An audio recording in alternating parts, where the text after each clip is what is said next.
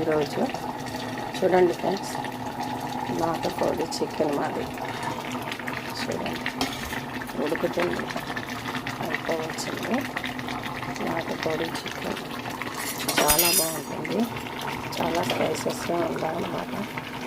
చూడండి ముక్క చూస్తే ఎలా ఉంది, చాలా బాగుంటుంది.